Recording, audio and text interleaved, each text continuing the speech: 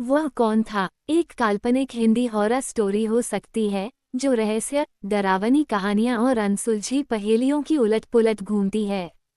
यहाँ पर एक ऐसी कहानी है जो इस शीर्षक के साथ मेल खा रही है।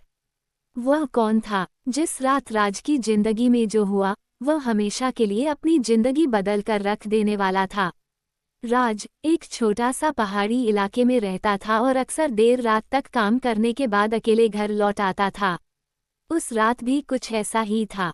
आधी रात का वक्त था, आसमान पर काले बादल छाए हुए थे और तेज बारिश हो रही थी। स्ट्रीट पर डाक कस्टडीज थी और केवल राज की बाइक की आवाज ही दे रही थी।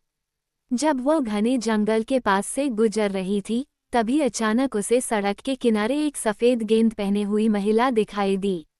वो ईस्टर्न स्टेक थी, जैसे किसी का इंतजार कर रही हो।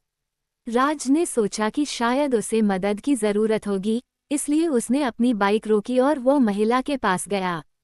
उद्धरण चिन्ह। वो औरत कुछ नहीं बोली, बस अपनी गहराई में भेदती हुई आंखों से राज को पहचान रही है। उसकी नज़र में अजीब सा दर्द और उदासी थी। राज थोड़ा थक गया, लेकिन उसने फिर पूछा, क्या तुम्हें कहीं छोड़ दूं? वो महिला धीरे धीरे सिर हिलाया और राज की बाइक पर बैठी। रास्ते में वह महिलाओं से पूछती है कि वो कहाँ जाना चाहती है, लेकिन वह चुप ही रहती है। कुछ देर बाद अचानक राज को महसूस हुआ कि उनके पीछे कोई वजन नहीं है। उसने बाइक रोकी और पीछे मुड़कर देखा। वहाँ राज के शरीर में सन्हारण दौड़ गया। उसने अपनी तरफ देखा, लेकिन सड़क पर वो औरतें कहीं नहीं दिखीं। उसने अपने घर तक पहुंच और दरवाजा बंद कर दिया, लेकिन वह महिला अपने दिमाग से नहीं निकल रही थी।